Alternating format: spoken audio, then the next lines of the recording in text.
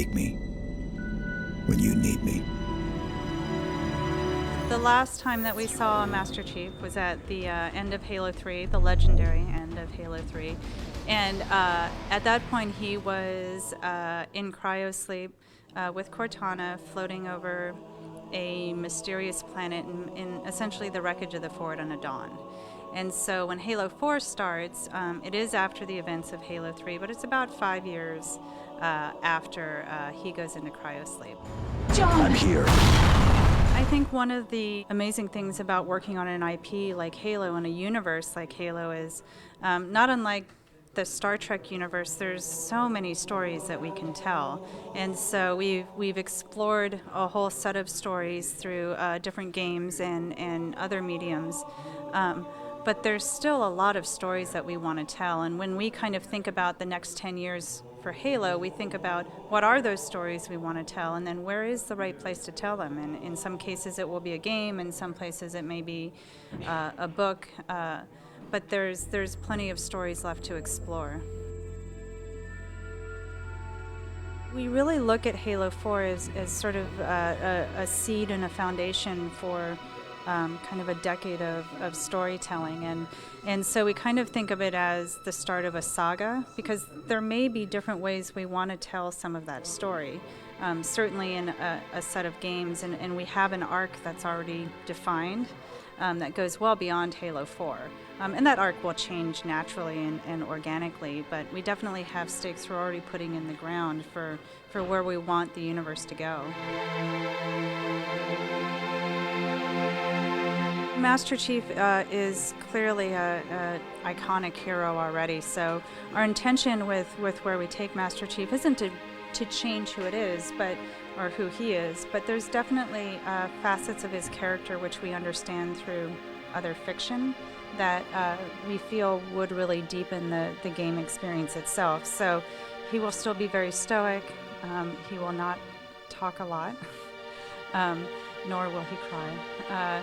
But there is a piece of his humanity that we do want to come through and really express that with the decisions that we have the player make as the embodied Chief and the things that he needs to face. And so for us, dimensionalizing him isn't changing him, because frankly he's really well fleshed out in other areas of the universe. It's really just bringing more of that to the game experience.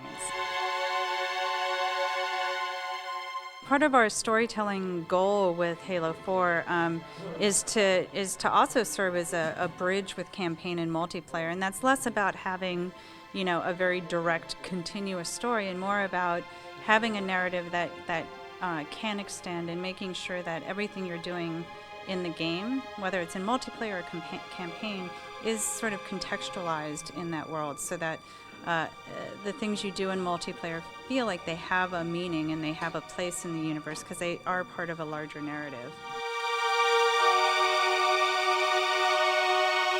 The first-person experience, there's so many different ways for a player to experience different moments.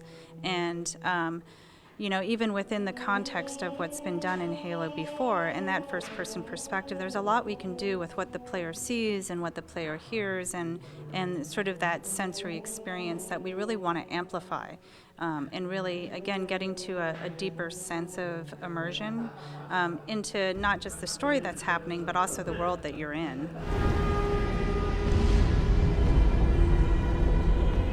Halo is known for its multiplayer.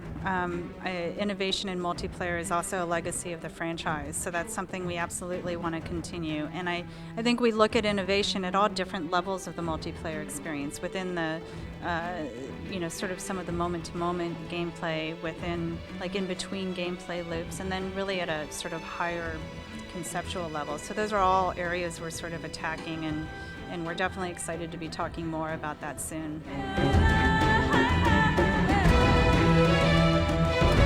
Part of 343 taking on Halo was bringing in talent from all over the industry and all over the world to work on it. And so every one of those people and craftsmen has their own unique perspective. And that's something we want to be able to bring to the Halo experience. So, Kenneth Scott, our art director, extraordinary artist, had a really specific vision, and he wanted a very filmic, cinematic look. And I think both for art and for audio, we wanted to be able to deliver story pacing as well, and sort of an emotional arc through the visuals and through the audio. So I think you'll very much hear Tajin's, who's our audio director, you'll hear his vision coming through as well in the audio very quickly. And so, yeah, all those pieces really come together and still feel so distinctly Halo, but also have really a unique look and feel to them. All I need to know is, did we lose them? We released Anniversary last year.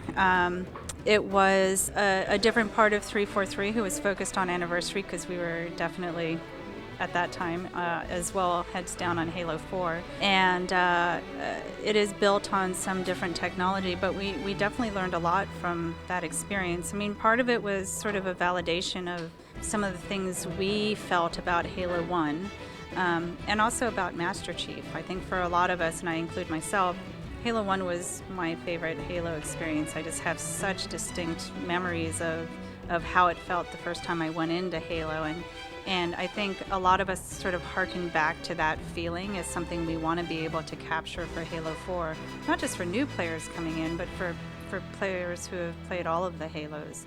And so being able to re-release that and seeing people react to it again sort of validated that those were important things.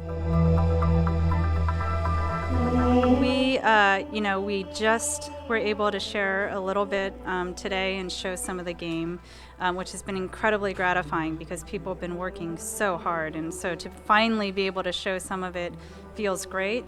That pace is going to accelerate so quickly. We are shipping this holiday 12, so things are fast and furious back at 343, but we'll definitely be releasing a lot more information really soon.